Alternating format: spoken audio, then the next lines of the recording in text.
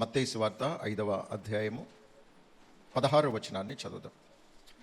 మనుషులు మీ సత్క్రియలను చూసి పరలోకమందున్న మీ తండ్రిని మహిమపరుచునట్లు వారి ఎదుట మీ వెలుగు ప్రకాశింపనీయుడి.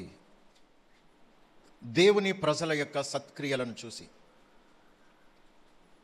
పరలోకమందున్న తండ్రిని మహిమపరుచునట్లు దేవుని పిల్లలమైన మనందరం కూడా మన క్రియలే ఒక ప్రకాశించేటువంటి తేజో సంబంధమైనటువంటి క్రియలుగా మనుషులందరి ఎదుట ప్రకాశించాలని దేవుడు కోరుకుంటున్నారు. సత్క్రియ అనేది ఒక వెలుగు వలె ప్రకాశిస్తుంది. ఈ లోకం పాపమనే చీకటి మయములో లోకమంతా కూడా ఒకే రీతిగా కొనసాగుతూ ఉన్నటువంటి క్రమంలో లోకము మధ్యలో బ్రతుకుచున్నటువంటి మనము మన క్రియలే ఈ చీకటి ప్రపంచంలో వెలుగుగా, ప్రకాశమానమైన వెలుగుగా ప్రకాశించాలని దేవుడు ఆశపడుతున్నారు. పరలోకమందున్న తండ్రి మన ద్వారా మహిమ పొందాలని ఆశపడుతున్నారు. పరలోకంలో ఉన్న తండ్రిని భూమి మీద మహిమపరచడానికి ఏ సత్క్రియ చేయాలో దేవుడు మనకు బోధిస్తున్నారు. దేవుడు మనకు బోధిస్తున్నటువంటి సత్క్రియలు ఏవైతే ఉన్నాయో వాటిని చేయటం ద్వారా మనం ప్రకాశిస్తున్నాం. మనం ప్రకాశించాలి, మనము వెలుగు సంబంధులుగా బ్రతకాలి అనేది దేవుని యొక్క ఉన్నత ఉద్దేశం. ఎందుకంటే ఆయన లోకమునకు వెలుగై ఉన్నారు. లోకానికి వెలుగై ఉన్నటువంటి యేసుక్రీస్తు ప్రభువారు సంఘమును వెలిగించి ఆయన వెళ్ళారు. ఇప్పుడు సంఘములో ఉన్న మనము ఒక్కొక్కరం మరొకరిని వెలిగించేటట్లుగా మనమే ఒక వెలుగుగా లోకంలో ప్రకాశించాలని సత్క్రియలు అనేటువంటి ఓ గొప్ప వెలుగును దేవుడు మనకు అనుగ్రహిస్తున్నారు. ఈ సత్క్రియ అనేది ఓ మంచి క్రియ, ఓ మంచి పని, ఓ మంచి ప్రవర్తన, ఓ మంచి పరివర్తన మనలో ఎప్పుడైతే ప్రారంభమైందో ఇప్పుడు మనం వెలగడం ప్రారంభించాం. ఈ వెలుగు అంతకంతకు ప్రజ్వరిల్లాలే తప్ప చల్లారిపోకూడదు. తీతు పత్రిక 2వ అధ్యాయము 4వ వచనాన్ని చదువుదాం. క్షమించండి, 2వ అధ్యాయం 14వ వచనం. ఆయన సమస్తమైన దుర్నీతి నుండి మనలను విమోచించి సత్క్రియల యందు ఆసక్తి గల ప్రజలను తన కోసరము పవిత్రపరుచుకొని తన సొత్తుగా చేసుకొనుటకు తన్ను తానే మన కొరకు అర్పించుకొనెను. నీతి అంటే ఏంటి? నీతి అనగా మంచిగా బ్రతకటమే నీతి. కానీ ఈ లోకంలో ఉన్నదేంటి? దుర్నీతి. దుర్నీతి అనగా మంచిగా ఉన్నట్టే కనపడతారు, కానీ ఆ క్రియలు మంచివి కాదు. నటన, వేషధారణ, చాలా మంచి వాళ్ళు అన్నట్టుగా ఉంటారు, కానీ రోజులు గడుస్తున్న కొలది వారిలో మోసం బయటపడతా ఉంటుంది. రోజులు గడుస్తున్న కొలది వారిలో చెడుతనం బయటపడతా ఉంటుంది. రోజులు గడుస్తున్న కొలది వారిలో ఉన్నటువంటి ఆ చెడ్డ గుణం అనేది బయటపడతా ఉంటుంది. అయితే ప్రభువైన యేసుక్రీస్తు వారు మనల్ని అలా ఉండిపోవడానికి కాదు, కానీ మనము ఈ సమస్తమైన దుర్నీతి నుండి విమోచించబడాలని సత్క్రియల యందు ఆసక్తి గల ప్రజలంగా బ్రతకాలని దేవుడు మన కోసము తన్ను తాను సిలువలో అప్పగించుకున్నారు. సత్క్రియల యందు ఆసక్తి అంటే ఒక మంచి కార్యం చేయాలని, ఒక మంచి పని చేయాలని, ఒక మంచి ప్రవర్తన కలిగి జీవించాలని, ఓ మంచి పరివర్తన చెందాలని మనలో ఆసక్తి రావాలి. ఆసక్తి అంటే ఎలా ఉంటుందంటే, ఏదైనా దేవుడు మనకు బోధించి ఇలా జీవించాలని చెప్పినప్పుడు అలా జీవించటానికి కావలసినటువంటి ఆ ఉత్సాహం మనలో రావాలి. ఆ ఉత్సాహం మనలో వస్తే కనుక నేనేమైనా సరే యేసే చెప్పారు ఇలా చేయాలి, యేసే చెప్పారు ఇలా బ్రతకాలి, ఆలస్యం చేయకుండా ఈరోజే చేయాలి, ఈ వారంలోనే నేను దాన్ని సంపూర్ణం చేయాలి అనేటువంటి ఆరాటం కలిగి ఉండడం, సత్క్రియ కొరకైన ఆసక్తి మనలో రేపబడాలి. ఓ మంచి పని చేయటానికి, ఒక మంచి ప్రవర్తన, ఒక మంచి జీవితం జీవించటానికి మనలో ఆశ ఆరాటంగా మారాలి. సత్క్రియల యందు ఆసక్తి గల ప్రజలను తన కోసం ప్రత్యేకపరుచుకోవడానికి ఈ లోకానికి ప్రభువైన యేసుక్రీస్తు వారు వచ్చి తన అమూల్యమైన రక్తమును మన కొరకు ధారపోసి మనలను తన ప్రజలుగా, తన సొత్తుగా చేసుకొని, నా ప్రజలంటే ఇలా ఉంటారు అని మనలను ఒక వెలుగుగా చూపించాలని ఆయన ఆశపడుతున్న దేవుడు.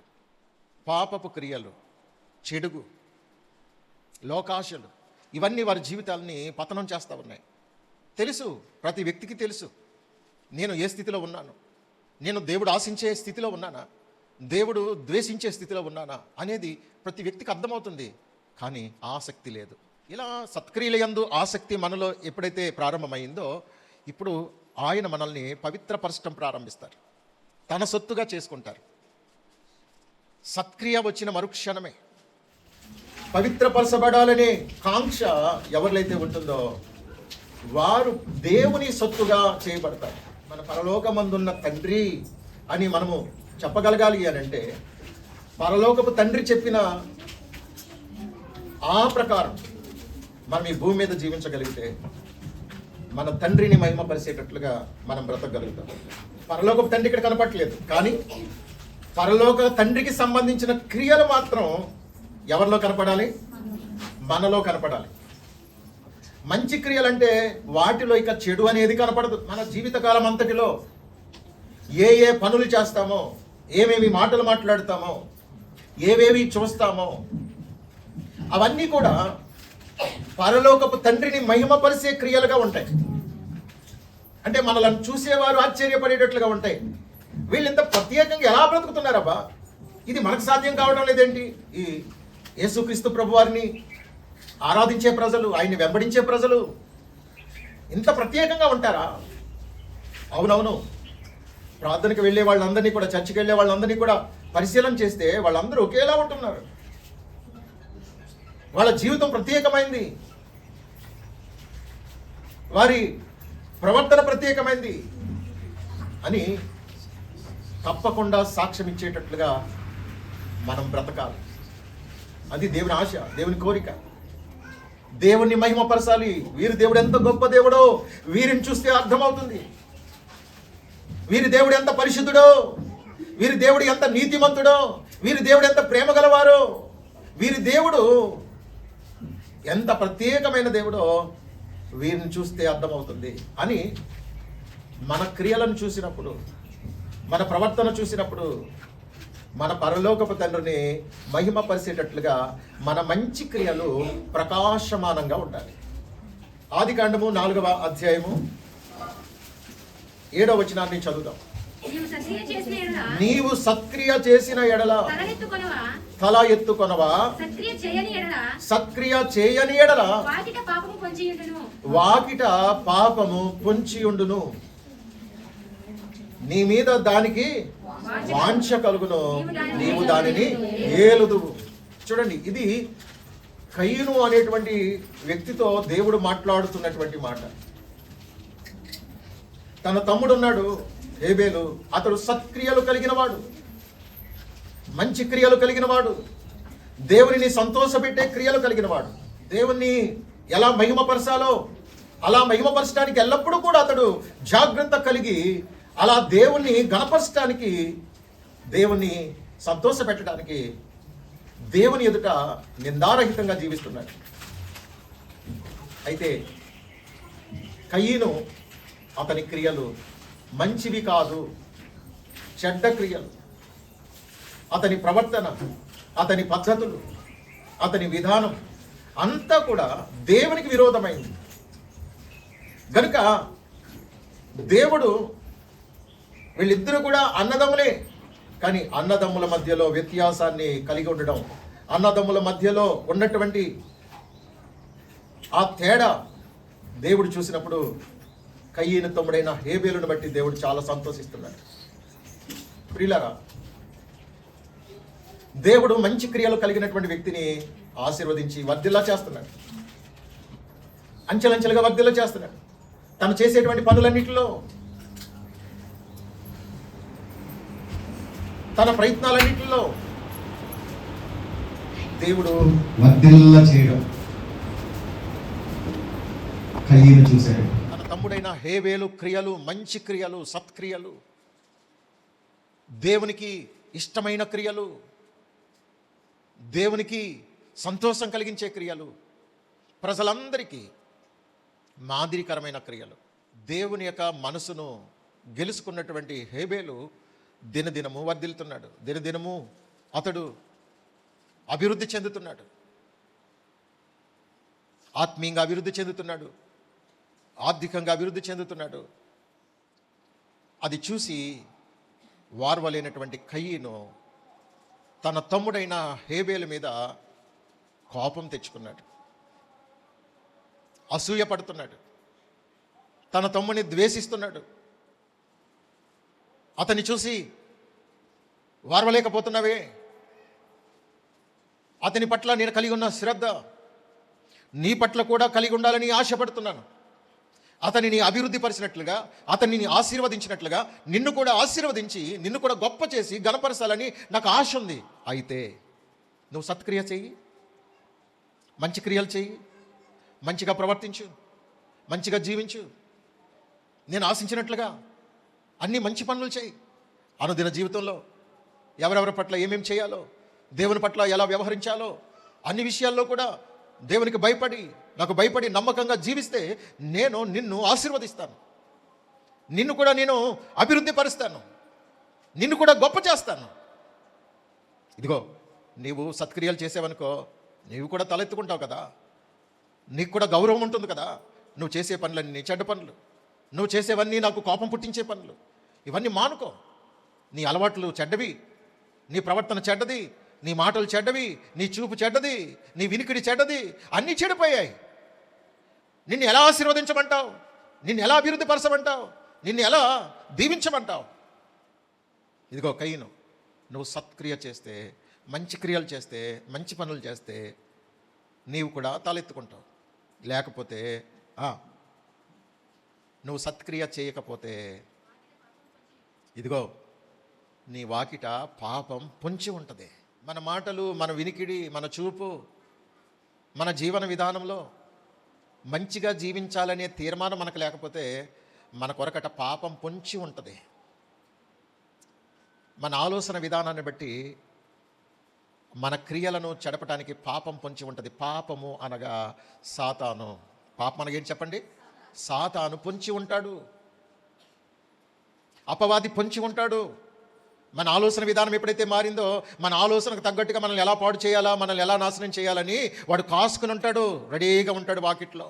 వీళ్ళ ఆలోచన మారింది కనుక వారి ఆలోచనకు తగ్గట్టుగా వీళ్ళని ఎలా పాడు చేయాలి, ఎలా చెడిపోయాలి, ఎలా నాశనం చేయాలి, ఎలా పడగొట్టాలి, ఎలా చెడగొట్టాలని వాడు పొంచి చూస్తూ ఉంటాడు. దొరికావలే అపవాది మనలో దూరి మనలను ఆధారం చేసుకుని తన కోరికలన్నీ తీర్చుకోవాలనుకుంటున్నాడు. వాంఛ అంటే కోరిక, ఆశలు. నీ ఆలోచన విధానం ఎప్పుడైతే మారిందో వాడు నీలో ప్రవేశిస్తాడు. దురాత్మ అన్నమాట. పాపమనే దురాత్మ నీలో ప్రవేశించి, పాపమనే అపవాది నీలో ప్రవేశించి తన వాంఛలన్నీ తీర్చుకుంటాడు, తన కోరికలన్నీ తీర్చుకుంటాడు. పాపమనే అపవాది నీలో దూరినప్పుడు నీలో వాంఛ కలిగిస్తాడు. అప్పటి వరకు ఉండదు, అప్పుడే మొదలవుతుంది. ఒకసారి తాగితే ఎలా ఉంటుందంటావు, ఒకసారి అమ్మాయికి ఆంటీకి ట్రై చేస్తే ఎలా ఉంటుందంటావు, ఒకసారి సిగరెట్ కాలిస్తే ఎలా ఉంటుందంటావు, కొంచెం బాగుంటుందా, ఈ మోసం చేస్తే ఎలా ఉంటుంది, ఈ దొంగతనం చేస్తే ఎలా ఉంటుందబ్బా, బాగుంటుందేమో, ఈజీగా మనీ సంపాదించవచ్చు. అపవాది అనబడే పాపం మనలో ఎప్పుడైతే ప్రవేశించి వాంఛ, అపవాదికున్న వాంఛ, అపవాదికున్న కోరిక మన ద్వారా నెరవేర్చడానికి, వాడు మనలో దూరడానికి అవకాశం ఇచ్చింది నువ్వే, అవకాశం ఇచ్చింది నీవే. అందుకే అపవాదికి చోటీయకుడి అనగా నీ ఆలోచన విధానం కూడా మారకుండా చూసుకోవాలి, నీ ఊహలు చెడిపోకుండా చూసుకోవాలి. నీ ఆలోచన విధానం, నీ ఊహలు ఎప్పుడైతే మారి ఆటోమేటిక్గా నువ్వు పంచి ఉంటాడు, నాకు దొరికావు, నీలాంటి వాళ్ళు కావాలని, ఇలాంటి స్త్రీలు కావాలని, నీలాంటి అవనస్తులు కావాలని, నీలాంటి పురుషులు కావాలని నేను ఎప్పటి నుండో ఎదురు చూస్తున్నాను. నా వాంఛ ఎలా తీర్చుకోవాలి, నా కోరిక ఎలా తీర్చుకోవాలని ఎదురు చూస్తావంటే దొరికావులే, భలే దొరికావులే. అపవిత్రాత్మగా, దురాత్మగా, దెయ్యపాత్మగా మనలో దూరి వాడు మన చేత చేయరాని పనులన్నీ చేయిస్తూ ఉంటాడు. వాస్తవానికి మనం మంచివారమే, కానీ మంచివారిలో చెడ్డ ఆలోచన ఎప్పుడైతే వచ్చిందో ఆలోచన ఆధారం చేసుకుని ఎంటర్ అయిపోతాడు వాడు. సంసోను ఒక దెలీలా అనేటువంటి ఒక స్త్రీకి వశమైపోయాడు. ఇదిగో నీ బలం ఎక్కడుందో చెప్పు. నా బలం సంగతి నీకెందుకు అని ప్రశ్నించట్లేదు. నా బలం ఎక్కడుందో చెప్పనా అంటున్నాడు. ఏదో చెబుతున్నాడు, చేస్తుంది, ట్రై చేస్తుంది, పరీక్షిస్తుంది. కానీ నీ బలము ఇది కాదు. మరలా ప్రయత్నం చేసి చివరికి సంసోనికటండి ప్రాణం విసిగి సావగోరెను. నీవు దానిని ఏలుదువు. పాపాన్ని ఏలుతున్నాడండి. పాపాన్ని కాదు మనం ఏలవలసింది, పరిశుద్ధతను ఏలాలి, పరిశుద్ధతను ఏలుబడి చేయాలి. పరిశుద్ధంగా జీవించడానికి, పరిశుద్ధత ఏం చెబితే అలా చేయడానికి, నీతిని ఏలడానికి దేవుడు మనల్ని నియమించుకున్నాడు. పాపాన్ని ఏలటానికి కాదు, పాపం మీద ప్రభుత్వం చేయడానికి కాదు, పాపాన్ని జయించడానికి దేవుడు మనల్ని ప్రత్యేకపరుచుకున్నాడు. పాపమును నువ్వు ఏలకూడదు, పాపం మీద నువ్వు సవారీ చేయకూడదు. పాపాన్ని జయించాలి, పాపాన్ని చంపాలి, పాపాన్ని నాశనం చేయాలి, పాపాన్ని అంతం చేయాలి. పాపంతో ఆటలాడుతున్నాడండి సంసోను. ఏ పాపముతోటైతే అతడు ఏళ్తున్నాడో, ఏ పాపం మీదైతే అతడు సవారీ చేస్తున్నాడో, ఏ పాపాన్ని బట్టి అయితే అతడు ఆనందించాలనుకున్నాడో, అదే పాపము అతని కన్నుల్ని పీకేసింది. అదే పాపము అతన్ని నాశనం చేసే వరకు వదిలిపెట్టలేదు. ప్రాణము విసిగి సావగోరేను.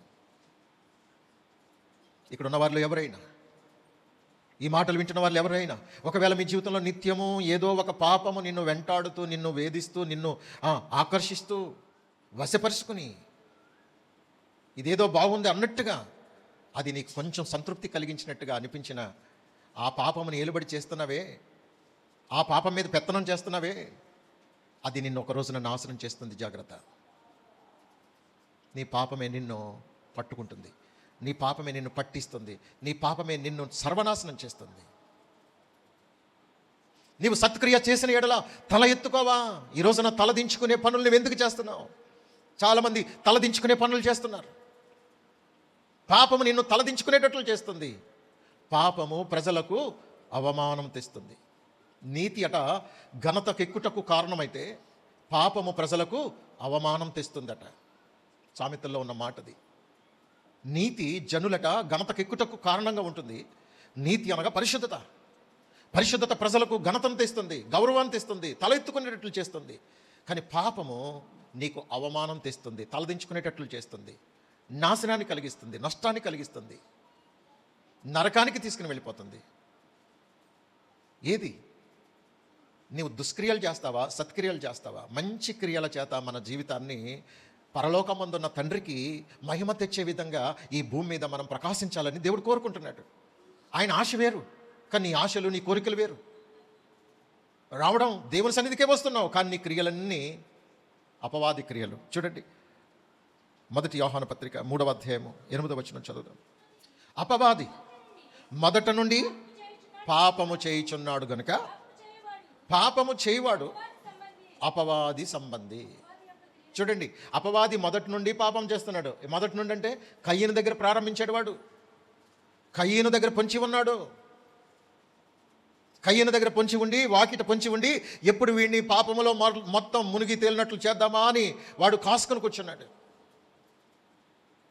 వాని క్రియలన్నీ చెడ్డవి, వాని క్రియలన్నీ మోసపూరితమైనవి, వాని క్రియలన్నీ కూడా అన్యాయమైనవి, అక్రమమైనవి, అపవిత్రమైనవి. క్రూరమైనవి. వాని క్రియలన్నీ కూడా నాశనకరమైనవి. పాపము చేయవాడు అపవాది సంబంధి, అపవాది క్రియలను లయపరచుటకే దేవుని కుమారుడు ప్రత్యక్షమాయెను. అపవాది క్రియలను లయపరచడానికి దేవుని కుమారుడు యేసుక్రీస్తు ప్రభు అనేటువంటి నామం పేరిట ఈ లోకానికి వచ్చారు. ఏది? అపవాది క్రియలను లయపరచడానికి. మనం దేవుని మందిరానికి ఎందుకు వస్తున్నామనంటే అపవాది క్రియలు ఏమున్నాయో తెలుసుకుని వాటిని మనం పూర్తిగా మన జీవితంలోంచి తొలగించుకోవడానికి వస్తున్నాం. కానీ చాలామంది దేవుని సన్నిధికి వస్తున్నారు, కానీ అపవాది క్రియల్ని వదిలిపెట్టట్లా. నాకు అపవాది కావాలి, యేసయ్య కావాలి. అపవాది కావాలట, యేసయ్య కావాలంట. అపవాది క్రియలు చేస్తారట, దేవుని క్రియలు చేస్తారట. ఇది ఎలా సాధ్యం? నువ్వు అపవాది క్రియలను చేస్తున్నావు కనుక దేవుని క్రియలను చేయలేకపోతున్నావు. ఏదో ఒకటే చేస్తావు. చేస్తే మంచి అయినా చెయ్యి, చెడ్డైనా చెయ్యి. దానికి దీన్ని కుదురుతుందా? కుదరదు. ఇప్పుడు అయస్కాంతానికి 2 గుణాలు ఉంటాయి. ఒకటి ఆకర్షిస్తుంది, ఓ ప్రక్క వికర్షిస్తుంది. ఆకర్షించే వైపు పట్టుకొచ్చావనుకో, దేవునికి సంబంధమైనటువంటి ఆకర్షణీయమైన దేవునికి సంబంధించిన మంచి క్రియలను తెచ్చావనుకో, నిన్ను అలో నీవు ఫ్రెండ్స్ అంటది. ఆపోజిట్లో పెట్టావనుకో, పోవతలకి అంటది. నీకు నాకు సంబంధం లేదు అంటది. దేవుని క్రియలు చేయాలనుకుంటే ఆయన నిన్ను ఎంత ఉన్నతమైన స్థితికైనా తీసుకుని వెళ్తాడు. కానీ యేసయ్యతో ఉండాలని ఆశ ఉంది, కానీ నువ్వు ఇప్పుడు ఏం చేస్తున్నావు? యేసయ్యకి విరోధమైన ఆపోజిట్ పనులన్నీ చేస్తున్నావు. ఎలా కుదురుతుంది? నీకు నాకు సంబంధం లేదంటున్నారు ఆయన. దేవునికి అనుకూలంగా జీవించావనుకో, దేవునికి అనుకూలంగా ఆలోచించావనుకో, ఆయన నిన్ను హత్తుకుంటారు, ఆయన నిన్ను ప్రేమిస్తారు, నీ పట్ల గొప్ప కార్యాలు చేస్తారు. అలా కాకుండా వద్దయ్యా నేను అలా ఉండలేను, కానీ నీతో ఉండాలనుకుంటున్నానంటే ఆయన ఏమంటారు? పోవతలు గెట్అవుట్ అంటారు. ట్రై చేయండి, 2 అయస్కాంత ముక్కలు కొనుక్కొని ట్రై చేయండి, అదే చెప్పేస్తుంది మీకు. అపవాది మొదటి నుండి పాపం చేస్తున్నాడు. అపవాది ఎలాగైతే పాపం చేస్తున్నాడో, అపవాది క్రియలు ఎవరైతే చేస్తున్నారో వారు కూడానంటే అపవాది సంబంధే. నేను దేవుని సంబంధిని అంటే దేవుడు ఒప్పుకోడు. నువ్వు నా సంబంధం ఏంటి? అపవాది సంబంధివి. నీ క్రియలన్నీ అపవాది సంబంధమైన క్రియలే. నీ అలవాట్లు, నీ పద్ధతులు, నీ కోరికలు, నీ ప్రవర్తన అన్నీ అపవాది సంబంధమైనవే. ఆయనతో నీకు ఎలా సంబంధం ఉంటుంది? ఆయనతో నీకు ఎలా సహవాసం దొరుకుతుంది? ఆయనతో రేపు నీ పరలోకంలో ఎలా ఉండాలనుకుంటున్నావు? ఇది సాధ్యమా? కాదే. యోనా గ్రంథంలో 3వ అధ్యాయము 10వ వచనంలో ఒక మాట, చక్కటి మాట. అబ్బా, ఈ నినివే వారు తమ చెడు నడతలను మానుకొనగా వారు చేయుచున్న క్రియలను దేవుడు చూసి పశ్చాత్తాప్తుడై వారికి చేయుదునని తాను మాట ఇచ్చిన కీడు చేయక మానెను. స్తోత్రం, హల్లెలూయా. చూడండి, నినివే పట్టణస్థులు చాలా దుర్మార్గులటండి. ఎంత దుర్మార్గులంటే వారు మనుషుల్ని చంపడానికి కానీ, మోసగించడానికి కానీ, విచ్చలవిడిగా వ్యభిచారం కానివ్వండి, ఇంకా ఏ ఇతరమైన ఎన్ని చెడ్డ క్రియలైతే ఉన్నాయో, ఎన్ని దుర్మార్గపు క్రియలు ఉన్నాయో, ఎన్ని క్రూరమైన క్రియలు ఉన్నాయో అవన్నీ కూడా నినివే పట్టణంలో జరుగుతున్నాయటండి. దేవుడు అనుకున్నాడు, నినివే పట్టణం పాపం బాగా ఆకాశాన్ని అంటే విధంగా ఉంది గనుక ఈ నినివే పట్టణాన్ని నాశనం చేయాలి, ఈ ప్రజలందరినీ సర్వనాశనం చేసేయాలి, అగ్ని గంధకాలు కురిపించి వారిని సర్వనాశనం చేసేయాలి అని దేవుడు అనుకుని, ఎందుకైనా మంచిది వాళ్ళకి ఒక లాస్ట్ వార్నింగ్ ఇచ్చి ఒకసారి చూద్దామని యోనా గారిని దేవుడు ఆ ప్రాంతానికి వెళ్ళమంటే తను వెళ్ళకుండా, అలాంటి వాళ్ళు నాశనం అవ్వాల్సిందే, నేను వెళ్ళినా నన్ను చంపేస్తారు, అంత దుర్మార్గులు వాళ్ళు ఏదో బాగుపడతారని వాళ్ళకి ఏదో మంచి మాటలు చెప్దామని వెళ్ళాను అనుకో, నీతిమంతుల మాటలు, మంచివారి మాటలు వారికి కిట్టవు గనుక నన్ను తప్పకుండా చంపేస్తారు. అలాంటి చోటకు వెళ్ళి సువార్త ప్రకటించటం అంత అవసరమా? దేవునికి మతి లేకపోతే అలాంటి వాళ్ళని నాశనం చేయకుండా నన్ను అక్కడికి వెళ్ళమంటే నేను అంత వెర్రుండా, అంత పిచ్చోండా, తెలివి తక్కువండా, దేవుడి కంటే నేను చాలా తెలివైనోడిని అనుకుని నినివే పట్టణం వెళ్ళమంటే తరిశీసు పట్టణం వెళ్ళటానికి వాడ టికెట్ తీసుకుని వాళ్ళలో ఎక్కి వాడు అడుగు భాగానికి వెళ్ళిపోయాడు. ప్రియులారు, ఇదంతా మనకు తెలుసు. కానీ దేవుని యొక్క ఆలోచన ఎంత గొప్పదో చూడండి. దేవుడు అన్నాడు, యోనా నేను చెప్పింది చేయవా? నేను తెలివి తక్కువన్నా, నేను వెర్రున్నా, నేను పిచ్చోండా, ఆహా, నువ్వు తెలివైనోడువా, దాక్కుంటావా, దాక్కో చూద్దాం. ఎక్కడ దాక్కుంటావో చూద్దాం. దాక్కో, ఎంతసేపు దాక్కుంటావో, ఎంతకాలం దాక్కుంటావో దాక్కో. నాకు కనపడకుండా దాక్కునేంత మొనగడివే నువ్వు, అంత తెలివైనోడివా, నిన్ను ఎలా బయటికి తీసుకొస్తానో చూడు అనుకున్నాడు దేవుడు. ఉపద్రవం సృష్టించి ఆ గందరగోళ పరిస్థితిలో వాడు నావికుడు ఎక్కడికి వెళ్ళాడంట, వాడు అడుగు భాగానికి వెళ్ళాడంట. నాకు తెలిసి నేనేమనుకుంటున్నానంటే, వాడు అడుగు భాగానికి ఎందుకు వెళ్ళి ఉంటాడంటే, ఎక్కడైనా ఒకవేళ లీకేజ్ అవుతుందేమో, సిల్లు పడ్డాయేమో అని అతను వెళ్ళాడు. వెళ్ళేటప్పటికి మనోడు గుర్ర పెడుతున్నాడు. అడుగు భాగానికి వెళ్ళిన దేవుడు అక్కడి నుంచి సహితం తీసుకుని వచ్చి జుట్టు పట్టుకుని లాక్కొచ్చి సముద్రంలో పడయించి, ఇప్పుడు ఇప్పుడు ఇప్పుడు వెళ్ళు, ఎక్కడికి వెళ్తావు, నన్ను దాటుకుని ఎక్కడికి వెళ్తావు, వెళ్ళు. ఆ మత్స్యము, ఆ చేప, పెద్ద చేప తీసుకెళ్ళి ఎక్కడ కక్కింది, నినివే పట్టణం తిన్నగా కక్కింది. లేచాడు, లేచి అక్కడికి వెళ్తున్నా, సార్ ఇది ఏ ఊరు అని అంటే, నినివేనా, అమ్మో నేను ఎక్కడికో వెళ్ళాను కదా, మళ్ళీ ఇక్కడికి ఎలా వచ్చాను. దేవుడు తలుసుకుంటే ఏమైనా చేయగలడు. ఆమేన్. మనం దేవుని మాట వినకపోతే దేవుని మాట వినేటట్లు ఎలా చేసుకోవాలో ఆయనకు బాగా తెలుసండి. కొంతమంది తిక్కోళ్ళు ఉంటారు. మన తిక్క ఎలాగ అనసాలో సులువుగా లోబడకపోతే కఠినంగా శిక్షించి మన తిక్క అనసడానికి ఆయనకి చాలా టెక్నిక్స్ ఉంటాయండి. అనంత జ్ఞానం ఆయన. స్తోత్రం, హల్లెలూయా, దేవునికి మహిమ కలుగును గాక. ప్రియులారా, చూడండి, ఈ నినివే పట్టణం దగ్గరికి వచ్చి పశ్చాత్తాపడుతున్నాడు. ప్రభువా, నువ్వు అనంత పని చేస్తావయ్యా, నీ మాట అనకపోతే నీ మాట వినేటట్లు ఎలా చేయాలో నీకు తెలుసు ప్రభువా. సరే, చస్తే చచ్చానులే, ఆ చచ్చేదేదో ఆ సముద్రంలో చచ్చి ఉండేవాడిని కదా, నన్ను బ్రతికించావంటే మీ కొరకు బ్రతుకుతాను ప్రభువా. సరే, సంపతే చంపారు, ఏమైతే అయ్యింది అని వెళ్ళి ప్రకటిస్తున్నాడండి. ఓ నినివే పట్టణస్తులారా, మీ దుర్మార్గం, మీ దుష్టత్వం, మీ పాపం పండింది. ఇదిగో దేవుడు చెప్పమంటున్నాడు, మీ నడతలన్నీ చెడిపోయాయి, మీ ప్రవర్తన చెడిపోయింది, భయంకరమైన దుర్మార్గంగా జీవిస్తున్న మీ జీవితాన్ని దేవుడు చూశాడు. ఇదిగో నన్ను చెప్పమన్నాడు. 40 రోజులు టైం ఇస్తున్నాడు దేవుడు మీకు.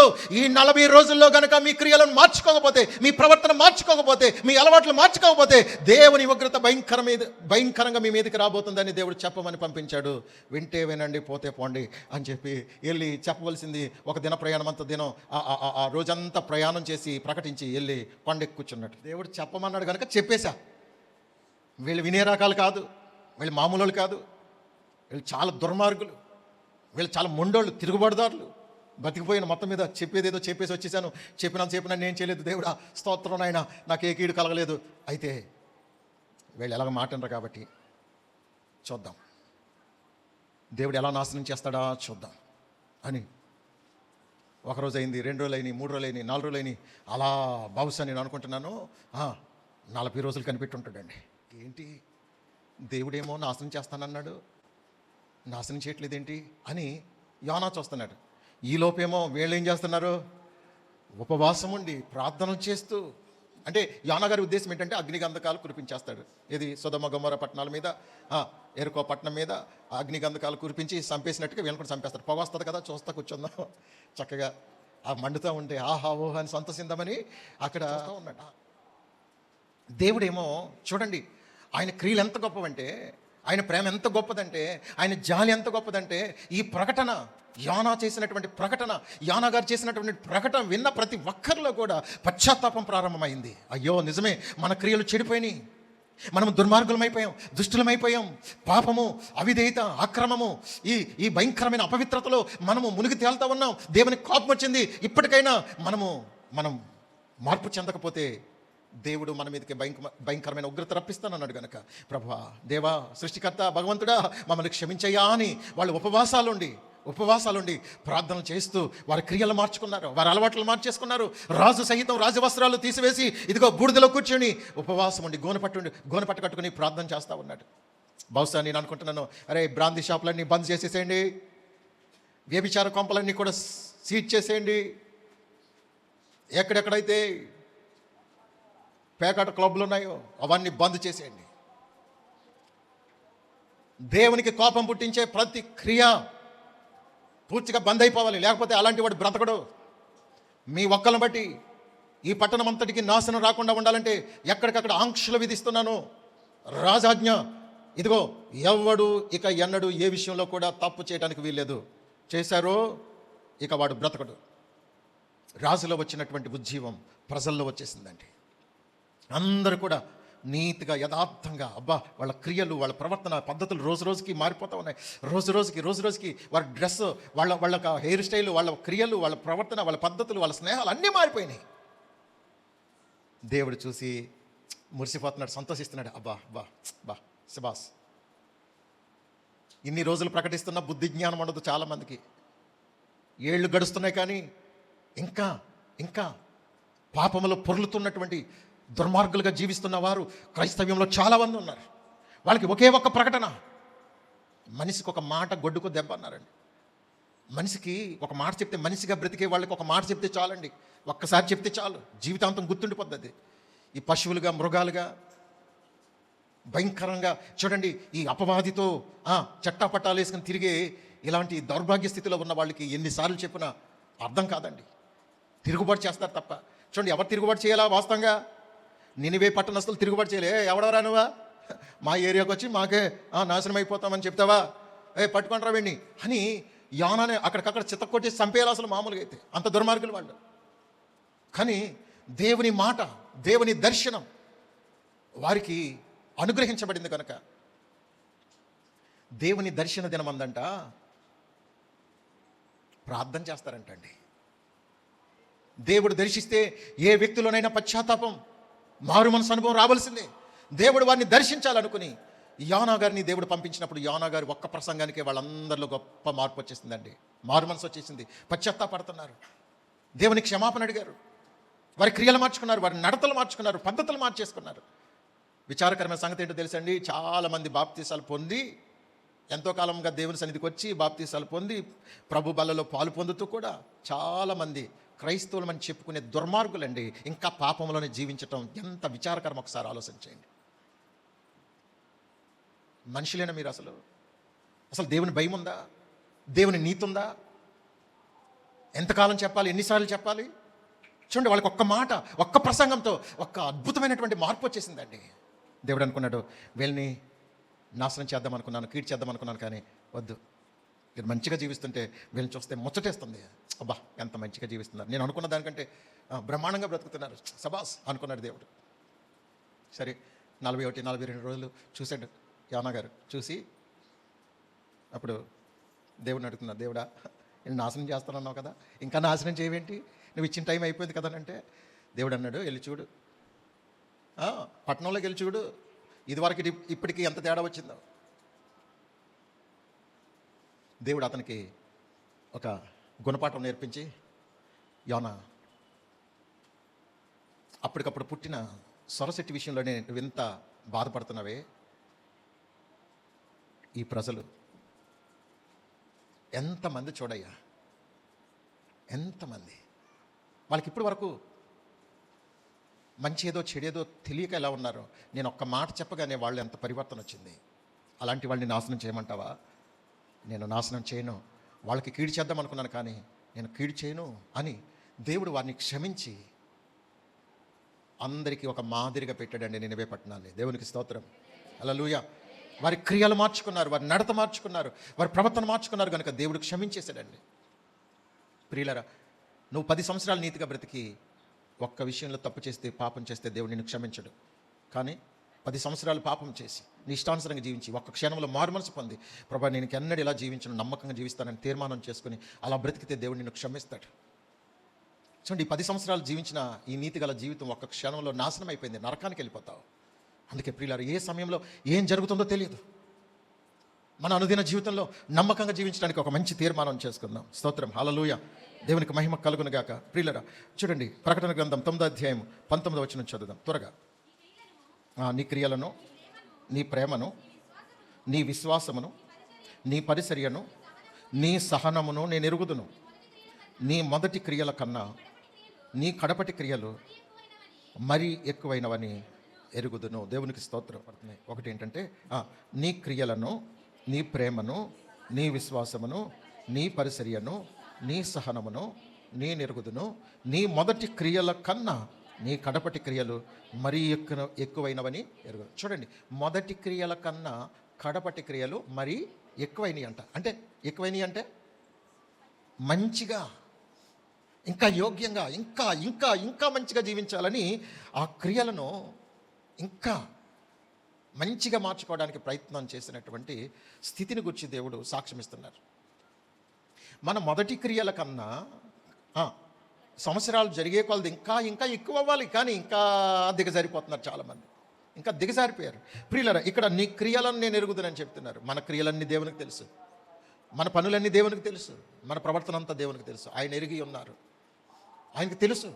మనుషుల దగ్గర ఒకవేళ నువ్వు నటించవచ్చు, మనుషుల దగ్గర నువ్వు, మనలో దైవికమైన ప్రేమ ఉందో లేదో దేవుడు చూస్తున్నారు. నీ విశ్వాసము, దేవుణ్ణి ఎంత నమ్ముతున్నావో, దేవుని రాజ్యాన్ని ఎంత నమ్ముతున్నావో, నరకం ఉందని అసలు విశ్వసిస్తున్నావో లేదో అదంతా దేవునికి తెలుసు. నరకం ఉందని విశ్వసించే వ్యక్తి అయితే తప్పు ఎందుకు చేస్తావయ్యా, పాపం ఎందుకు చేస్తావమ్మా? అలాంటి పనులు చేస్తామా? విశ్వాసం ఉంటే, దేవుని మాటలు యందు విశ్వాసం ఉంచితే, దేవుని రాజ్యం ఉందని విశ్వసిస్తే మనం అలాంటి పనులు చేస్తాం, అలాంటి జీవితం జీవిస్తామా? మన క్రియలు అలా ఉంటాయా? మన ప్రేమ దైవికంగా మారిపోదా? మరి ఎందుకలా? నీ పరిచర్యను, మనం చేసే పరిచర్యను కూడా దేవుడు చూస్తున్నాడండి. చాలామంది పరిచర్య అంటే ఎక్కదు. ఏదైనా పని చేయాలంటే అబ్బే ఇష్టం ఉండదు. ఎవరికి చక్కగా బొమ్మలాగా వచ్చి కూర్చుని వెళ్ళిపోవటం అంటే ఎంత ఇష్టమో. ఏ పని చేయరు, ఏ పరిచర్య చేయరు, ఒళ్ళు నలగదు. చూడండి, కొంతమంది అస్సలు పరిచర్య చేయరండి. ఎవరో చేసి పెట్టేయాలి వీళ్ళకి. ఎవరైనా చేసి పెడితే చక్కగా దర్జాగా వచ్చి అసలు ఒక్కరోజైనా తీర్మానం, ఇన్ని సంవత్సరాల్లో ఒక్కరోజైనా వచ్చి పరిచర్య చేసే విషయంలో. కొంతమంది చూడండి, కుటుంబ సభ్యులకి, వయసు మళ్ళినటువంటి పెద్దవారికి, వృద్ధులకి, అత్తమామలకి, తల్లిదండ్రులకి పరిచర్య చేస్తున్నారా? పరిచర్య వీళ్ళకి ఇంకొకరు చేసి పెట్టాలి, వీళ్ళు మాత్రం చేయరు. మరి నువ్వు రేపు వంగిపోతావు. నువ్వెవరిని ప్రేమించవు, రేపు నిన్ను ఎవరు ప్రేమిస్తారు? నువ్వు మంచి క్రియలు ఏమీ చేయవు, నీకెవరు చేస్తారు? నువ్వు దేన్ని నమ్మవు, దేవుడు ఎలా నమ్ముతాడు నిన్ను? చూడండి, నీ పరిచర్యను, నీ సహనమును నేను ఎరుగు. సహనం, మనలో సహనం ఉండాలి. వాక్యం కొంచెం ఘాటుగా చెప్తే సహించలేరు చాలామంది. సహనం ఉండదు. మన క్రియలు మన బుద్ధి మార్చుకోవాలని జ్ఞానం ఉండదు, సహనం ఉండదండి. కొంచెం టైం ఎక్కువైతే సహించలేరు. టైం ఎక్కువ పాస్ట్గా ఏంటి టైం దాటిపోయింది. వచ్చేటప్పుడు టైం చూసుకోరు ఈ పనికి మాలిన వాళ్ళు. వచ్చి టైం చూసుకోరు, వచ్చేటప్పుడు టైం చూసుకోరు, కానీ వెళ్ళేటప్పుడు మాత్రం టైం చూస్తారు. అంత తెలివైన వాళ్ళు మీరు కదలేండి, చాలా చోట్ల అలా ఉంటారు. స్తోత్రం, హల్లెలూయా, దేవునికి మహిమ కలుగును గాక. చాలామంది కదా, వచ్చే టైం చూసుకోరు, ఎంత లేట్గా వచ్చినా సరే వెళ్ళే టైం మాత్రం చూసుకుంటారు. నీ సహనమును మనం సహించాలి. సహనాన్ని సకల జనులకు సాక్షార్థమై తెలియబడియాలంట. నీ సహనమును సకల జనులకు సాక్షార్థమై తెలియబడనియాలట. మనలో ఎంత సహనం ఉందో కష్టం వచ్చినప్పుడు, నష్టం వచ్చినప్పుడు, సమస్య వచ్చినప్పుడు తెలుస్తుంది మన సహనం ఏంటో. సహనం ఉండాలి. ఎవరైనా మనల్ని ఏదైనా శోధిస్తున్నప్పుడు, మన కుటుంబంలో శోధిస్తున్నప్పుడు సహనం ఉండాలి. దేవుని కార్యాలు మన జీవితంలో జరిగే వరకు సహనం ఉండాలి. సహనం లేకపోతే కనుక మన క్రియలు పాస్ కావు, ఫెయిల్ అయిపోతాయి. నీ మొదటి క్రియల కన్నా నీ కడపటి క్రియలు మరి ఎక్కువైనవని ఎరుగుదును. మొదటి క్రియల కన్నా కడపటి క్రియలు ఇంకా ఎక్కువ అవ్వాలి. మంచి క్రియలు ఇంకా ఇంప్రూవ్ చేసుకుంటూ ఉండాలి, ఇంకా డెవలప్ అవుతూ ఉండాలి, అభివృద్ధి చెందుతూ ఉండాలి.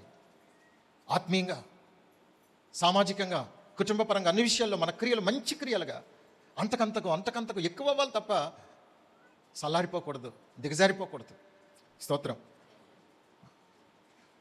చూడండి, అదే ప్రకటన గ్రంథంలో 3వ అధ్యాయం 8వ వచనం, 3:8. నీ క్రియలను నేను ఎరుగుదును, నీకున్న శక్తి కొంచెమై ఉండినను నీవు నా వాక్యమును గైకొని నా నామము ఎరుగననలేదు. ఇదిగో తలుపు నీ ఎదుట తీసి ఉంచి ఉన్నాను, దానిని ఎవడును వేయనేరడు. దేవునికి స్తోత్రం, హల్లెలూయా. నీ క్రియలను నేను ఎరుగుదును. చూడండి, ఫిలదెల్ఫియా సంఘానికి వచ్చి ప్రభు మాట్లాడుతున్న సందర్భం ఇది. ఈ ఫిలదెల్ఫియా అనే సంఘం యోగ్యమైన సంఘం. 7 సంఘాల్లో ఇది అతి శ్రేష్టమైన సంఘం. మనము అందరిలో ఒక శ్రేష్టమైన వ్యక్తులంగా ఉంటే గనక చూడండి, మన క్రియలు ఎంత మంచి క్రియలో ప్రభు చూస్తున్నారు. నీ క్రియలను నేను ఎరుగుదును, నీకున్న శక్తి కొంచెమై ఉండినను నీవు నా వాక్యము గైకొని నా నామము ఎరుగననలేదు. నీ శక్తి కొంచెమై ఉండినాను. మన శక్తి కొంచెమై ఉండినా. చూడండి, మనం ఆరోగ్యపరంగా అంతంత మాత్రంగా ఉన్న ఉపవాసాలు చేసేవాళ్ళు ఉంటారు. ఆర్థికంగా అంతంత మాత్రంగా ఉన్నప్పటికీ కూడా దేవుని కార్యాల కొరకు అందరికంటే ఎక్కువ చేసేవాళ్ళు ఉంటారు. వాళ్ళకి సమయం అంతంత మాత్రంగానే సాలి చాలినట్టుగా ఉన్నప్పటికీ ఆ సమయంలోనే దేవుని సన్నిధిలో మోకరించి ప్రార్థన చేసేవాళ్ళు ఉంటారు. చూడండి, నీ శక్తి కొంచెమై ఉండినాను. నా వాక్యము అంగీకరించి, నా వాక్యం విని ఆ ప్రకారంగా జీవిస్తూ నా నామమును ఎరుగనలేదు. అంటే ఎరగనన్నట్టుగా నువ్వు జీవించలేదు. కొంచెం వాక్యం విన్నా, కొంచెం శక్తి విన్నా, కొంచెం శక్తి ఉన్నా, ఆర్థికంగా అంతంత మాత్రంగానే ఉన్నా, నువ్వు అన్ని విషయాల్లో కూడా నీవు నా వాక్యానుసారంగా జీవించావు. చూడండి, కొంతమందికి మంచి ఆరోగ్యంగా ఉంటారు, బలంగా ఉంటారు, ఉపవాసం ఉండటానికి ఏం పోయే కాలమో తెలియదు. కొంతమందికి బీపీ షుగర్లు ఉన్నా ఉపవాసం ఉంటారు. ఏమండి, కొంతమందికి చూడండి ఒక్క రూపాయి అప్పు ఉండదండి, కానీ దేవుని కొరకు ఏమైనా చేయాలంటే అస్సలు ముందుకు రారండి. కానీ కొంతమందికి వాళ్ళకి బ్రతకటమే కష్టం అనిపిస్తుంది. కానీ అలాంటి వాళ్ళు అవసరమైతే మనకు లేకపోయినా పర్లేదని అప్పు చేసి మరి దేవుని పనికి ఇచ్చి సహకరించిన వారు మనలో లేకపోలేదు. కానీ వాళ్ళు ఆశీర్వదించబడ్డారు. ఈ రోజున దీవించబడ్డారు, అభివృద్ధి చెందారు. కానీ వాళ్ళకేం పోయే కాలం మళ్ళీ అభివృద్ధి చెందిన తర్వాత మొత్తం మానేశారు. ఇదో రకమైంది. ఏమీ లేనప్పుడే చేశారు, ఇప్పుడు దేవుడు ఆశీర్వదించాడు, వర్ధల చేశాడు. కానీ అన్నీ ఇచ్చిన తర్వాత, అన్నీ చేసిన తర్వాత, అభివృద్ధి చెందిన తర్వాత సలారిపోయారు. చూసారా? అంటే మనిషికి ఎలాంటి ఆలోచనలు ఉంటాయంటే ఆ రూపాయికి అలాగా అభివృద్ధి చెందాలనుకునే వాళ్ళు అలాగా పైకి వెళ్ళిపోతారు, అంతే. ఇక దేవుని కొరకు ఆలోచించే విధానం మారిపోతుంది అనమాట. ప్రియులరా, నీకున్న శక్తి కొంచెమని దేవునికి తెలుసు. అయినా నువ్వు వాక్యానుసారంగా దైవ సంబంధమైనటువంటి విషయాలలో, మానవ సంబంధమైన విషయాల్లో నువ్వు ఎవరి కొరకు ఏం చేయాలో, దేవుని కొరకు ఏం చేయాలో అన్నీ చేస్తున్నావు. దేవుడు చూస్తున్నాడు, నీ క్రియలు చూస్తున్నాడు. నీ శక్తి కొంచెమే అయినప్పటికీ నువ్వు శక్తికి మించి చేసినటువంటి కార్యాలు కూడా ఉన్నాయి. వాటన్నిటిని దేవుడు చూశాడు. ప్రియులరా, అనుకుంటున్నారా మనం ఏమేం చేశామో, నేనేం చేశానో, మీరేం చేశారో అన్ని దేవుని రికార్డులో ఉన్నాయి. అయితే మనం చేసిన వాటికి ప్రతిఫలం ఇచ్చే దేవుడు కనుక, ఇదిగో తలుపు నీ ఎదుట తీసి ఉంచి ఉన్నాను, దానిని ఎవడు వేయనేరడు. ఏం తలుపు అనుకుంటున్నారు? నీ కొరకు పరలోకపు ద్వారం తెరవబడి ఉంది, ఒకటి. రెండవది, ఆర్థిక ద్వారాలు నీ కొరకు తెరవబడి ఉంటాయి. ఆమేన్. ప్రతి ఆశీర్వాద తలుపులు నీ కొరకు తెరిసే ఉంటాయి. ఏ సమయంలో నీకు ఏది ఇవ్వాలో దాన్ని ఎవ్వడు వేయలేడు, దాన్ని బంధించలేడు. ఆమేన్. హల్లెలూయా. నాకు చాలామంది పాస్టర్ గారు మీకు ఇచ్చేస్తామని అన్నారు, కానీ అన్నీ మర్చిపోయారు. కానీ దేవుడు మర్చిపోడు. ఆమేన్. హల్లెలూయా. దేవునికి మహిమ కలుగును గాక. దేవుడు తలుపు తెరిస్తే ఆ తలుపు ఎవరు మొయ్యలేరు, దాన్ని ఎవరు చెడగొట్టలేరు. దేవుడు చేసే కార్యాలని ఎవ్వరు కూడా ఆటంకపరచలేరు. దేవుడు ఒక వ్యక్తి పట్ల శ్రద్ధ తీసుకుంటే ద్వారములు తెరవబడితే అద్భుతంగా ఉంటాయండి, ఉక్కిరిబిక్కిరి అవుతుంది. స్తోత్రం, హల్లెలూయా. చూడండి, అంత మాత్రమే కాదు, అలా కిందకి చదివితే, నేను నిన్ను ప్రేమించితినని తెలుసుకున్నట్లు చేసేదను, నీవు నా ఓర్పు విషయమైన వాక్యమును గైకొంటివి గనుక భూనివాసులను శోధించుటకు లోకమంతటి మీదకి రాబో శోధన కాలంలో నేను నిన్ను కాపాడిదను. నేను త్వరగా వచ్చుచున్నాను. ఎవడును నీ కిరీటమును అపహరింపకుండినట్లు నీకు కలిగిన దాన్ని గట్టిగా పట్టుకొనుము. జయించు వారిని నా దేవుని ఆలయములో ఒక స్తంభముగా చేసేదను, అందులో నుండి వాడు ఇక మీదట ఎన్నటికి వెలుపటికి పోడు. స్తోత్రం. చూడండి, దేవుడు ఎన్ని వాగ్దానాలు ఇచ్చారు. వాక్యముతో తమ జీవితాల్ని సరిచేసుకుని వాక్యానుసారంగా జీవించే వారికి దేవుడిచ్చే ఓ శ్రేష్టమైన వాగ్దానపు ఆశీర్వాద పలుకులు దేవుడు పలుకుతున్నారు. నేను నిన్ను ప్రేమించానని అందరూ తెలుసుకునేటట్లు చేస్తాను, నేను నిన్ను కాపాడుతాను, ఇదిగో నేను నీకు ఒక కిరీటం ఇస్తున్నాను, ఒక గౌరవప్రదమైనటువంటి స్థితిని నీకు ఇస్తున్నాను, అందరికంటే ఒక ఉన్నతమైన హోదాను నీకు ఇస్తున్నాను. చూడండి, అందరికంటే గణపరిచి గొప్ప చేసేటువంటి స్థితిని నీకు ఇస్తున్నాను. కిరీటం అనగా చూడండి, రాజులు ధరిస్తారు, ఏలుబడి చేసేవారు. దేవుడు ఏ వ్యవస్థలోనైనా దేవుడు నిన్ను పైగానే ఉంచుతాడు. అందరికంటే పైగా ఉంటావు. దేవుడు అలా చేస్తాడు. దేవుని ఆశీర్వాదము, దేవుడు నిన్ను హెచ్చించాలనుకుంటే అందరికంటే నువ్వు పైగా ఉంటావు. దేవుని బిడ్డ అందరికంటే గొప్పగా చేస్తాడు నిన్ను. ఆమేన్. హల్లెలూయా. దేవునికి మహిమ కలుగునుగాక. అంత మాత్రమే కాదండి, నీవు దేవుని ఆలయంలో ఒక స్తంభముగా చేయబడతావు. దేవుని ఆలయంలో మనం ఎలా ఉండాలి తెలుసా? స్తంభంగా ఉండాలి. స్తంభం అనగా భారం భరించేది అని అర్థం. భారం భరించేది, భుజం కాసేది. దేవుడు మనల్ని సంఘానికి సపోర్ట్గా చేస్తాడండి. సంఘానికి మూలస్తంభంగా చేస్తాడు మనల్ని. దేవుని వాక్యానుసారంగా జీవించాలనుకునే వాళ్ళని దేవుడు సంఘానికి పిల్లర్గా చేస్తాడండి, స్తంభంగా చేస్తాడు. అలా ఆశించాలి మనం. నేను సంఘంలో ఒక స్తంభంగా ఉండాలి, ఒక పిల్లర్గా ఉండాలి. అన్నిటికీ నేనున్నానని నిలబడేటట్లుగా ఉండాలి. చాలామంది ఎలా ఉంటారు తెలుసా? మనకి ఎందుకులే, వాళ్ళందరూ ఉన్నారులే, మనం ఇలాంటి విషయాల్లో ఒకవేళ తలదూర్చామనుకో లేని పని సమస్య ఎందుకు, మన పనులు పోతాయి, మన ధనము ఇవన్నీ కూడా వేస్ట్ అయిపోతాయి, ఎందుకు అనవసరంగా తప్పించుకోవడానికి ప్రయత్నం చేస్తూ ఉంటారు. తప్పించుకుంటారు. ఎన్నొచ్చినా ఏమొచ్చినా మాకెందుకులే అని తప్పించుకుంటారు. స్తంభంలో ఉండడానికి ఇష్టపడరండి. పిల్లర్గా ఉండాలి నీవు. దేవుని యొక్క ఆశీర్వాదం ఉన్న వాళ్ళు మాత్రమే పిల్లర్గా ఉంటారు. దేవుని అనుగ్రహం ఉన్న వాళ్ళు మాత్రమే స్తంభంగా ఉండగలుగుతారు. అందరికీ ఉండదండి ఆ భాగ్యము, అందరికీ ఉండదు. అంత తేలిగ్గా నిన్ను స్తంభంగా దేవుడు చేయడు. యోగ్యత, అర్హత ఉండాలి. నువ్వు ఎలిజిబుల్ అవ్వాలి. దేవుడు నిన్ను చూసి ఆయన నిన్ను నమ్మాలి. అలాంటి వారిని సంఘానికి స్తంభాలుగా చేస్తాడండి. అంత మాత్రమే కాదు, వారట ఇక ఎన్నటికీ వెలుపలికి పోరు. చూడండి, దేవుని సంఘంలో నువ్వు ఎంత స్థిరంగా ఉంటావో పరలోకంలో కూడా అంత స్థిరంగా ఉంటావు. అతడు ఎన్నటికీ కూడా వెలుపలికి పోడు. అంటే స్థానికంగా నీవు భూమి మీద ఉన్న సంఘంలోనే నమ్మకంగా ఉండకపోతే, నువ్వు ఒక భారాన్ని భరించే వ్యక్తిగా ఉండాలనుకోకపోతే, దేవుని సంఘంలో నేను స్థిరంగా ఉండాలి, నేను సహనంతో ఉండాలి, నిజంగా నా గురించే చెప్పినా నేను సహనంతో కనిపెట్టాలి, నేను స్థిరంగా ఉండాలి, దేవుడు నాకు ఇచ్చిన ఈ నీతి గల సేవకుని, అభిషక్తుడైన సేవకుని కలిగిన ఈ సంఘాన్ని, దైవ చిత్తానుసారమైన ఈ సంఘాన్ని, ఈ ఆలయాన్ని, ఈ మందిరాన్ని నేను విడిచిపెట్టి వెళ్ళకూడదు, నేను స్థిరంగా ఉండాలి అనే తీర్మానం మనకు లేకపోతే మనం తైతక్కలాడుతూ ఉంటే రేపు పరలోకంలో కూడా మనకి స్థానం ఉండదండి. ఇక్కడ స్థిరంగా లేని వ్యక్తికి పరలోకం ఎలాగిస్తాడండి దేవుడు? ఒక సంఘంలో, ఒక సహవాసంలో, ఒక మందిరంలో, ఒక పరిచర్యలో నీవు నమ్మకంగా లేనప్పుడు, నువ్వు స్థిరంగా లేనప్పుడు పరలోకంలో దేవుడు నీకు ఎలా ఆహ్వానం ఇస్తారు? నీవు అపనమ్మకమైనటువంటి వ్యక్తివి, నిన్ను నమ్మడానికి అసలు సాధ్యం కాదు. ఎవరు నమ్మరు నిన్ను. ఏ సంఘంలోకి వెళ్ళినా ఆ సంఘంలో ఏదో సృష్టిస్తా. నువ్వు ఏ సంఘానికి వెళ్ళినా నువ్వు ఒక చీడపురుగు లాంటి వ్యక్తివి. దేవుడు నేను ఎలా నమ్ముతాడు? దేవుడు తన పరలోకంలో నేను ఎలా చేర్చుకుంటాడు అనుకుంటున్నావు? ఇక్కడ స్థిరత్వం లేని వ్యక్తి స్థిరమైనటువంటి పునాదులు గల ఆ పట్టణంలో ప్రవేశించడానికి వాళ్ళకి అర్హత లేదు. కనుక ప్రియులారా, చూడండి, మన క్రియలను చూస్తున్నటువంటి దేవుడు. అదే ప్రకటన గ్రంథం 14వ అధ్యాయం 13వ వచనం. అంతటా ఇప్పటి నుండి ప్రభునందు మృతినందు మృతులు ధన్యులని రాయమని పరలోకం నుండి ఒక స్వరము చెప్పగా వింటిని. నిజమే, వారు తమ ప్రయాసములు మాని విశ్రాంతి పొందుతురు, వారి క్రియలు వారి వెంట పోవునని ఆత్మ చెప్పుచున్నాడు. దేవునికి స్తోత్రం. చూడండి, ప్రభువునందు మృతి పొందు మృతులు ధన్యులు. ఇంతవరకు వారి ప్రయాసములు ఏవైతే ఉన్నాయో, కుటుంబ ప్రయాస కానీ, సంఘ ప్రయాస కానీ, సమాజ ప్రయాస కానీ, మనం ఎంత ప్రయాసపడ్డామో ఈ ప్రయాసం అంతటినీ దేవుడు చూసేటండి. ఈ ప్రయాస అంతటిలో నీ క్రియలు, కొన్ని క్రియలు, మంచి క్రియలు ఉన్నాయి. ఇంత ప్రయాసలో నీకు మంచి మంచి సాక్ష్యం ఉంది, నీకు మంచి క్రియలు ఉన్నాయి.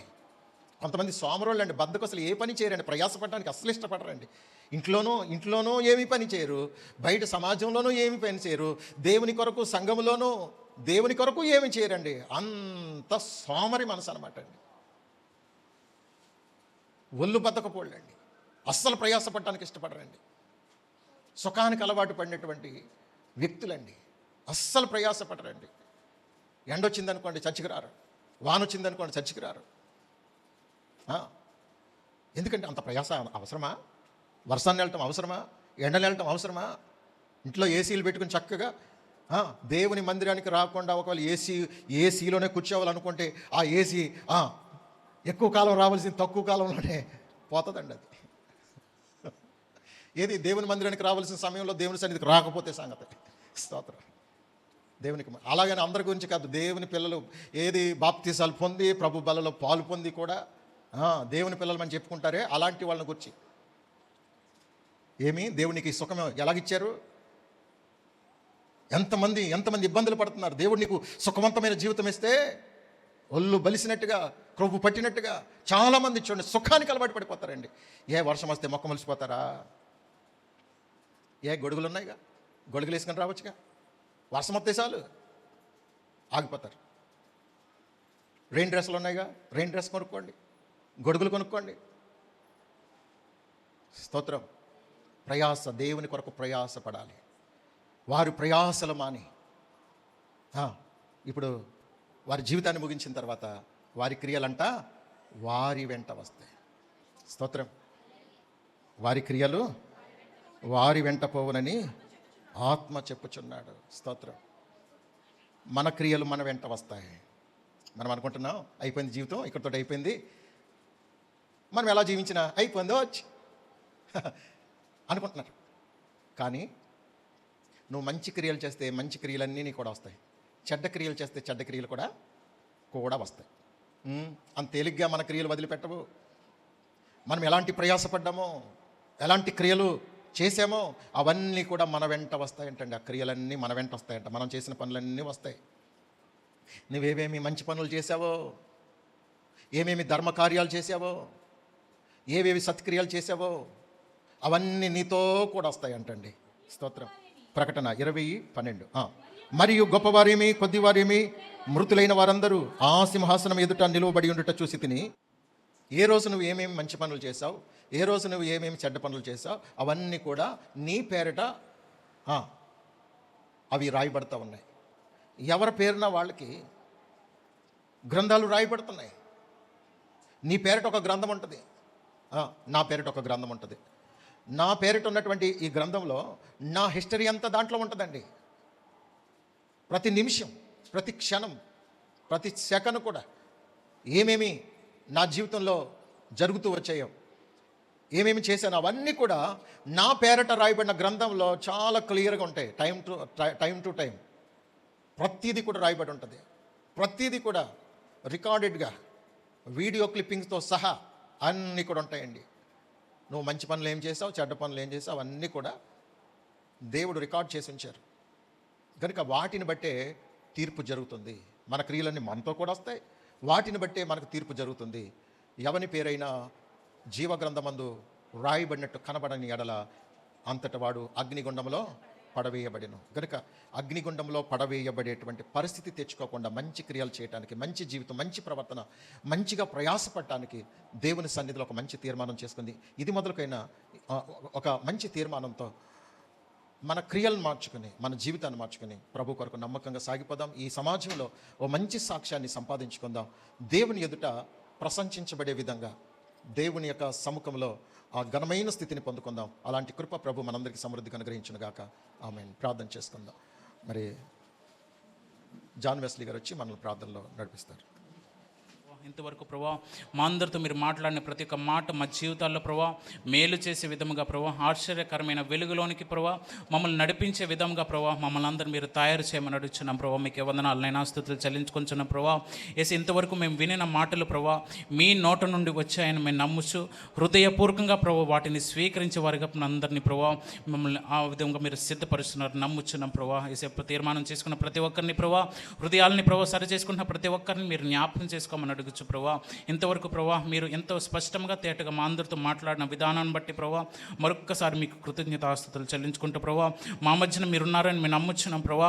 మా జీవితాల్లో మీరు మేలు చేస్తారని మేము నమ్ముచున్నాం కనుక ప్రభా నమ్మిన వానికి ప్రభా వేసే దీవెనలు మెండుగా కలుగుతాయని మీ వాక్యం అయితే సెలవిస్తుందో ఆ విధంగా మా అందరి జీవితాల్లో ప్రభా మీ మేలైన ప్రభా కార్యాలు మీరు జరిగిస్తారని నమ్ముచు మిగిలిన సమయం అంతటిని ప్రభా మీ చేతులకు అప్పగించుకుంటూ యేసు పరిశుద్ధ నామమున ప్రార్థించి అడుగు వేడుకుంటున్నాం తండ్రి.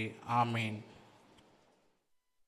మహాకృప, ఆదరణకర్త అయిన పరిశుద్ధాత్మ యొక్క అన్యోన్య సహవాసము, సమాధానము, నిత్య కాపుదల, భద్రత ఇప్పుడెప్పుడు ఎల్లప్పుడు కృణవార్తల్లో పరిశుద్ధులందరితో సదాయన కృప తోడై ఉండును గాక. ఆమేన్. ఆమేన్. ఆమేన్.